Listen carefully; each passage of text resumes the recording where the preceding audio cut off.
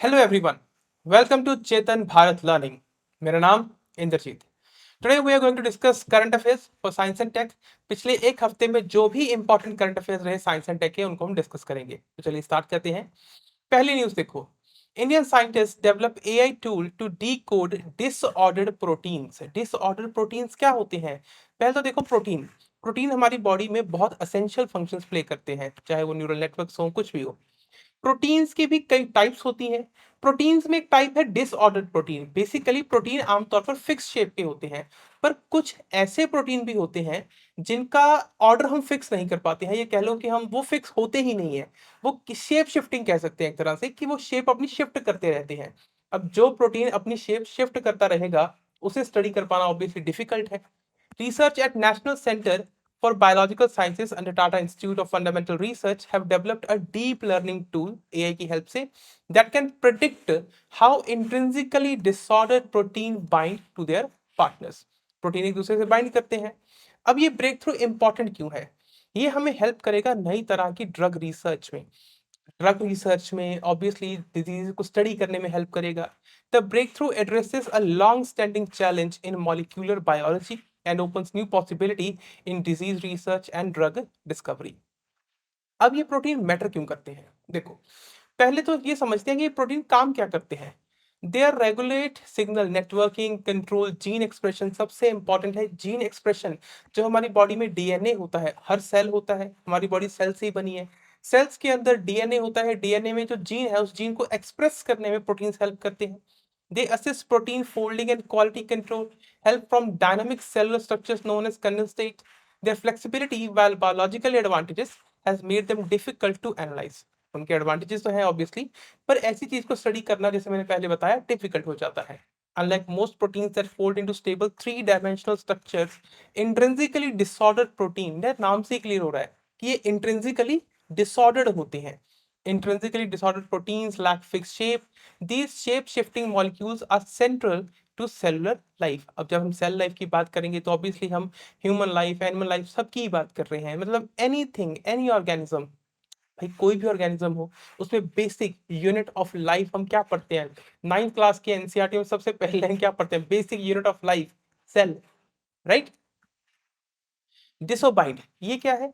ये डिसोबाइंड है deep learning tool जो अभी डेवलप किया गया है। The newly developed tool name DisoBind analysis protein sequences to predict which region of the disordered protein will interact with the binding partner.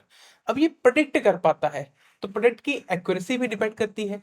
अब देखो, डिसओरिएंटेड जो सॉरी हाँ डिसऑर्डर्ड, मैं डिसऑर्डर्ड बोल गया था। डिसऑर्डर्ड जो प्रोटीन होगा, वो एक तरह से शेप शिफ्टिंग मटेरियल है, ठीक है।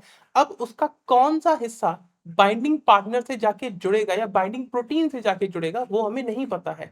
उसी चीज को ये प्रेडिक्ट करने में हेल्प करता है। क्या हेल्प करता है? डिसोबाइंड, जो कि एक डीप लर्निंग टूल है। It is a form of artificial intelligence trained on millions of known protein sequences. सबसे ज्यादा इंपॉर्टेंट बात, crucially, DisoBind does not require prior structural information or sequence alignment and explicitly accounts for binding partners, a key factor in IDP interactions. Performance and benchmark की बात करें तो सबसे ज्यादा important क्या है यहाँ पे?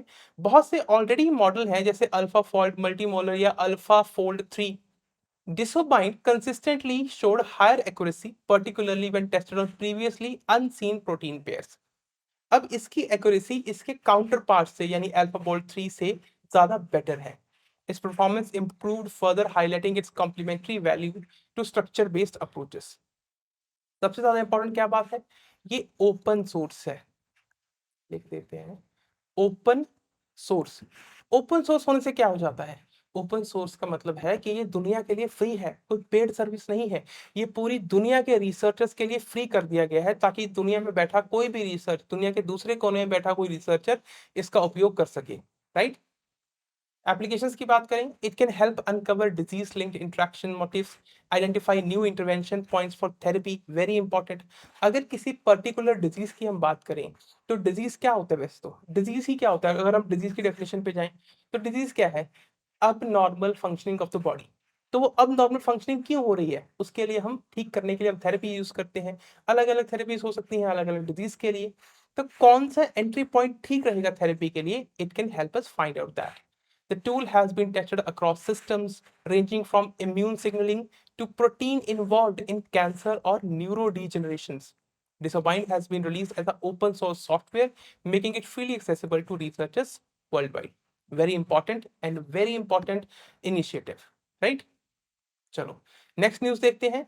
CSIR, Council of Scientific and Industrial Research, and CIMFR conducts India's first hydrogen compressor safety assessment. भाई हाइड्रोजन कंप्रेसर सेफ्टी असेसमेंट को हम क्यों पढ़ रहे हैं? अब देखो ये हमारे लिए इंपॉर्टेंट क्यों है. भारत ने 2023 में 2021 में अनाउंस किया था ग्रीन हाइड्रोजन मिशन, और 2023 में बजट यूनियन ने इसे पास किया, और 2030 तक हमारा ये ऑब्जेक्टिव है कि भारत एक ग्रीन हाइड्रोजन हब बन जाए. तो उसके लिए हम क्या कर रहे हैं, हम अलग अलग ग्रीन हाइड्रोजन प्रोडक्शन मेथड्स के ऊपर काम कर रहे हैं, और उनको दुनिया में, सॉरी दुनिया कह रहा हूं मैं, पूरे देश के कोने कोने में सप्लाई करने की बात कर रहे हैं. Hydrogen cars. अब हाइड्रोजन कार्स को चलाने के लिए अगर आपको बेसिक हाइड्रोजन चाहिए तो उसे ट्रांसपोर्ट करना होगा. ट्रांसपोर्ट करने के लिए उसे कंप्रेस और डीकंप्रेस करना होगा, तो उसकी सेफ्टी बहुत इंपॉर्टेंट है, because as you all know hydrogen एक फ्लेमेबल गैस है. India has marked a key milestone in clean energy safety with country's first comprehensive safety assessment. अब यहाँ पर ध्यान देने वाली बात यह भी है, क्या होता है कई बार इक्विपमेंट्स की सर्टिफिकेशन तो होती ही है. जैसे मान लो, जैसे कोई भी आप इक्विपमेंट यूज कर रहे हो, आप गाड़ी का इंजन ही देख लो, उसकी भी इक्विपमेंट की सर्टिफिकेशन होती है, बट एक ओवरऑल सिस्टम की सर्टिफिकेशन पहली बार कंडक्ट करी गई है. The assessment was conducted by Dhanbad based CSIR CMFR, reinforcing India's preparedness for scaling up hydrogen infrastructure under National Hydrogen Mission, जिसका ऑब्जेक्टिव है कि 2030 तक, by 2030, India should be a green hydrogen hub, right? Landmark safety evaluation. The assessment covered an integrated hydrogen compressor and dispenser system. यहाँ किसी एक equipment की बात नहीं हो रही, एक पूरे कॉम्प्रिहेंसिव सिस्टम को इवेल्युएट किया गया. Operating in highly sensitive and explosive condition categorized as gas group 2C. This is the first time that such a full system safety evaluation has been carried out in India. Hydrogen compressor dispenser units are critical for compressing and supplying hydrogen at high pressures. Hydrogen को high pressures पे supply करना जगह जगह पर, जैसे आज हम petrol supply करते हैं, something like that, and making rigorous safety compliance essential. Obviously जब हम हाइड्रोजन की बात कर रहे हैं, फ्लेमेबल गैस है पेट्रोल की तरह, तो भाई इसके लिए रिगरस सेफ्टी कंप्लायंस एसेंशियल है ही. फैसिलिटी की बात करें तो ये नेत्र कैंपस है, एनटीपीसी. एनटीपीसी क्या है? National Thermal Power Corporation Limited. इसका एक सेटअप है नेत्रा करके, NETRA campus in Greater Noida Uttar Pradesh. वहां पर इस फैकल्टी की, सॉरी फैसिलिटी, मैं फैकल्टी बोल रहा हूँ, फैसिलिटी की लोकेशन है. इनॉग्रेशन प्लान्स की बात करें तो 26 जनवरी 2000, ये क्या हो गया, रुको, 2026, मेरे मुंह से नहीं 2025 निकल जाना था, अभी नया साल चढ़ा है ना, सबको ये दिक्कत रहती है. 26 जनवरी 2026 को प्रधानमंत्री मोदी जी इसे इनॉग्रेट करेंगे. Installation is scheduled to be inaugurated by Prime Minister Narendra Modi on 26 Jan. The initiative is expected to significantly strengthen the operational framework for hydrogen refueling infrastructure in the country. Integrated System Level Certification. Scientists from Flame Proof and Equipment Safety Division of CSIR CIMFR carried out detailed inspections of flame proof devices, electrical and mechanical components, safety interlocks, pressure relief systems, safety valves, alarms, instrumentation, etc. While individual components had separate certification, an integrated safety assessment of the complete system was previously lacking. अब यहाँ पर जैसे मैंने पहले बताया, पहली बार भारत में एक कंप्लीट सिस्टम को चेक किया गया. The system assessed was manufactured by Italy-based firm and installed on NTPC premises. Right? Important facts जो आपने एग्जाम के लिए याद रखने हैं. CSIR functions under the Council of, sorry, CSIR तो इसकी फुल फॉर्म ही है, CIMFR functions under the Council of Scientific and Industrial Research, that is CSIR. और gas group 2C represents highly explosive industrial environment. Hydrogen compressor dispenser are essential for hydrogen fuel stations, very important, and the facility supports India's national hydrogen mission objectives 2030 के लिए. Next देखो news, बहुत important. ये क्या हो गया? Toby Kiers. Toby Kiers बहुत important नाम है, आजकल करंट अफेयर्स में है. अब इन्होंने क्या किया है, पहले उसको डिस्कस करने से पहले इन्होंने जो प्राइज जीता है उसको थोड़ा डिस्कस कर लेते हैं। Tyler Prize. Tyler Prize basically America में दिया जाता है। इसे नोबल के साथ कंपेयर किया जाता है, नोबल भी कह देते हैं इसे, Nobel Prize in environmental studies. Basically Toby Kiers, इन्होंने एक प्राइज जीता है, Tyler prize for mycorrhizal research. अब माइक्रोजिल क्या होता है, ये एक फंगाई है, फंगस कह लो। अब थोड़ा सा डिटेल में समझते हैं, यहाँ पर थोड़ा सा लेक्चर को स्लो कर लेते हैं। होता ही क्या है, फंगस, या आप इसे हिंदी में काई कह लेते हैं, है ना। आमतौर पर जहां पर पानी होता है ज़्यादा जम जाती है। और काई एक तरह की नहीं होती, ऑब्वियसली फंगस बहुत तरह की होती है ना। ये भी अपने आप में एक लिविंग ऑर्गेनिज्म है। फंगस की बात करें तो फंगस अपने आप में एक इंपॉर्टेंट रोल प्ले करती है इन आर इकोसिस्टम। उसी के ऊपर रिसर्च करते हुए माइक्रोजल फंगाई जो है उसके बारे में की टॉबी जी ने बात करी है। Beneath forests and grasslands and farmlands lies a vast underground fungal system that quietly regulates Earth's climate. These mycorrhizal network form nutrient trading, ध्यान देना ये वर्ड के ऊपर, न्यूट्रिएंट ट्रेडिंग। जैसे फंगस जो होती है ये कई प्लांट्स की जड़ों में भी होती है, वहां पर ये ट्रेड करती है, ट्रेड कहते हैं, इसीलिए इसे न्यूट्रिएंट ट्रेडिंग कह रहे हैं। Because it trades nutrients like phosphorus, like nitrogen with the plant, वो प्लांट्स को देती हैं और उसके बदले में they acquire carbon based fats और resources. They draw down over 13 billion ton of carbon dioxide annually. Long overlooked as a secondary plant helpers, they are now recognized as one of the plant's most critical life support system. Obviously, they are the very most important part of the plant life cycle या life support system क्योंकि they provide important nutrients to the plants. Tyler Prize की बात करें, it has been awarded to Tyler Prize for environmental achievement, often referred to as Nobel for Environment. The award recognizes her pioneering work in revealing the ecological and climatic importance of mycorrhizal fungi. Currently a university research chair at Witwatersrand University, Amsterdam, her research has transformed scientific understanding of soil ecosystem. अगर Tyler Prize की बात करें तो पहले किसी भारतीय को भी मिला है, जी हाँ। साल 2020 में Tyler prize for environmental achievement was awarded to Indian environmentalist economist Pavan Sukhdev. ये उनकी बहुत सुंदर सी फोटो है। बेसिकली उनका पायनियरिंग वर्क था economic value of nature, the economic of ecosystem and biodiversity. He is economist as well as a environmentalist. Underground carbon and global mapping, plants channel surplus carbon below ground. ये देखो बड़ी basic सी बात है, जैसे plants oxygen छोड़ते हैं, carbon dioxide acquire करते हैं, तो वो कार्बन डाइऑक्साइड को जमीन के नीचे भेज देते हैं कार्बन बेस्ड फैट्स के रूप में to the fungi.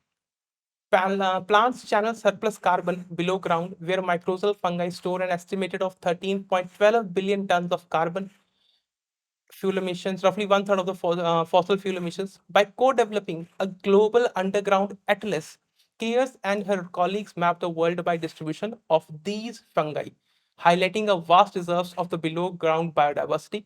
The findings provide critical data for conservation planning, especially as many fungal hotspots lie outside the protected areas. This is very important. अब हम फंगस को भी प्रोटेक्ट करने की बात कर रहे हैं। क्यों इंपॉर्टेंट है फंगस को प्रोटेक्ट करना? ताकि हम प्लांट्स को प्रोटेक्ट करें। देखो, fungus and plants, fungus and plants, they have a relationship. उनकी आपस की रिलेशनशिप है, क्या बोलते हैं उसे, जो जूस एंटी प्लांट्स क्या होती है, फंगस और प्लांट्स की जो आपस की रिलेशनशिप होती है, सिम्बायोटिक रिलेशनशिप। मतलब plants depend on fungus and fungus depend on plant for each other nutrients, और मतलब एक दूसरे की जरूरत पूरा करने के लिए। The findings provide critical data for conservation planning. अब हम देख रहे हैं कि कई ऐसे फंगल हॉटस्पॉट्स हैं जो प्रोटेक्टेड एरिया से बाहर हैं, तो उन्हें भी प्रोटेक्टेड एरिया में लाया जाए, उन्हें भी प्रोटेक्ट किया जाए, because certainly they are very important for our life cycle. Our life cycle, हाँ हमारे लाइफ साइकिल भी इसलिए तो इंपॉर्टेंट है। क्यों इंपॉर्टेंट है? क्योंकि हमारे लाइफ साइकिल के लिए इंपॉर्टेंट है प्लांट्स, प्लांट्स के लाइफ साइकिल के लिए इंपॉर्टेंट है फंगाई, तो बाय ट्रांजिएंट प्रॉपर्टी वो हमारे लिए भी इंपॉर्टेंट हुए, राइट। बायोलॉजिकल मार्केटप्लेस थ्योरी, 2021 में paper published in science, Kears demonstrated that mycorrhizal fungi operates as a rational trader, a biological marketplace through microscopic filaments. Fungi supply the phosphorus and nitrogen to the plants in exchange for carbon-based sugars and fats. वही बात जो मैं पहले कह रहा था कि वो उन्हें न्यूट्रिएंट प्रोवाइड करते हैं और प्लांट्स उन्हें कार्बन बेस्ड शुगर या कार्बन बेस्ड फैट्स प्रोवाइड करते हैं। Experiments show that fungi actively shift nutrient from areas of abundance to scarcity. Demand and supply वाला कॉन्सेप्ट है कि जहां पर डिमांड ज्यादा है वहां पर चला जाएगा फंगाई, या वहां पर अपनी सप्लाई बढ़ा देगा. Mirroring supply and demand dynamics seen in human economics.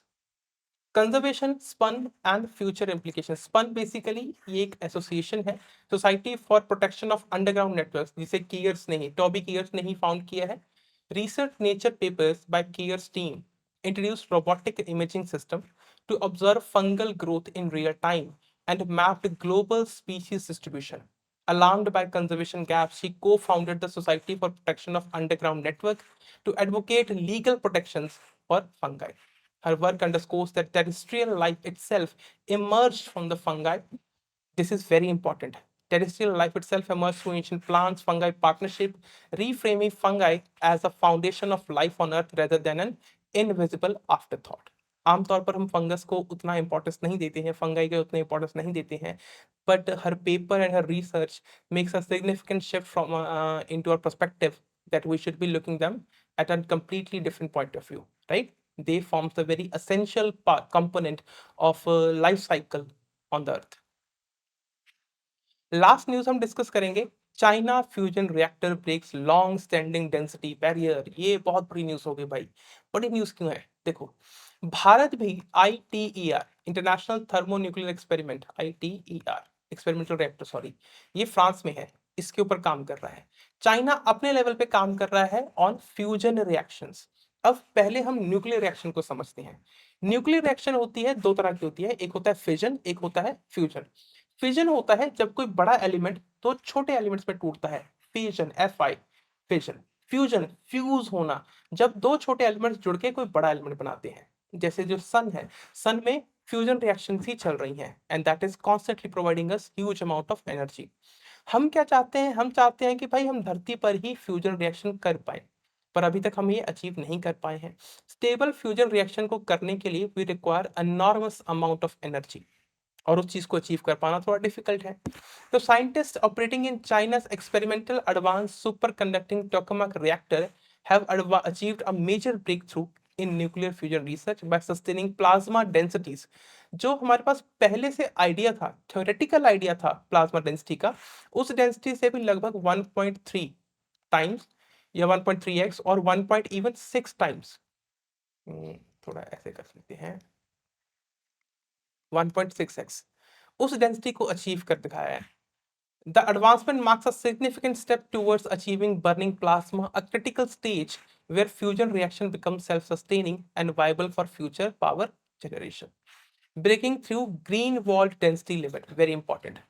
Fusion reactors rely on extremely hot, dense plasma confined by magnetic fields, suspended magnetic fields.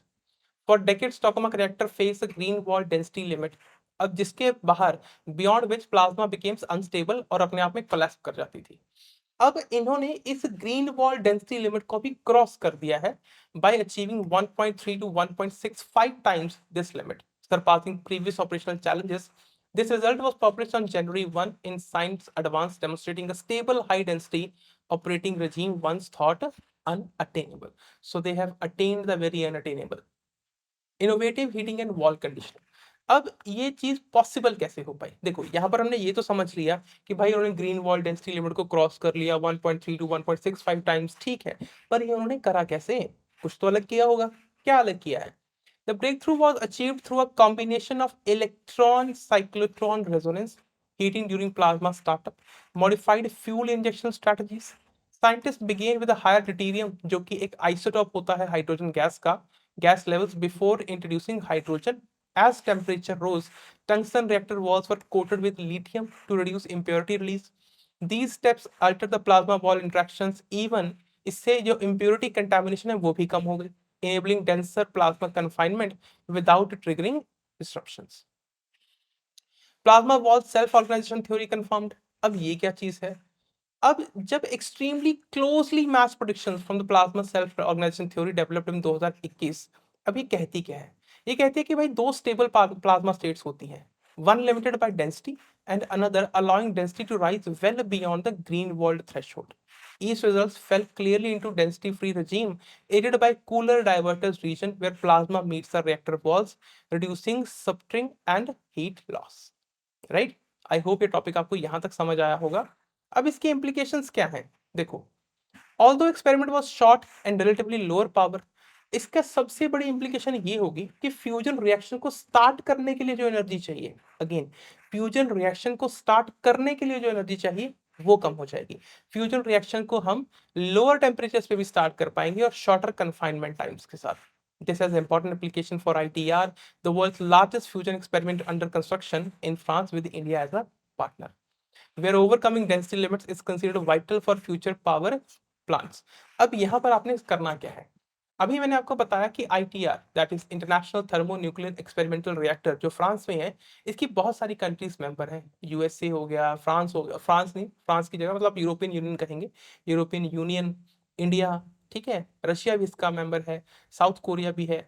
तो सारे मैंने ही बता दिए यार, मैंने एक्चुअली कहना था कि कमेंट सेक्शन में मुझे सारी कंट्रीज के नाम बताओ। चलो जितने मैंने बता दिए ठीक है, बाकी जो भी देश बच गए या इवन इंडिया के अलावा आईटीआर का कौन कौन कंट्री मेंबर है, you will do let me know in the comment box.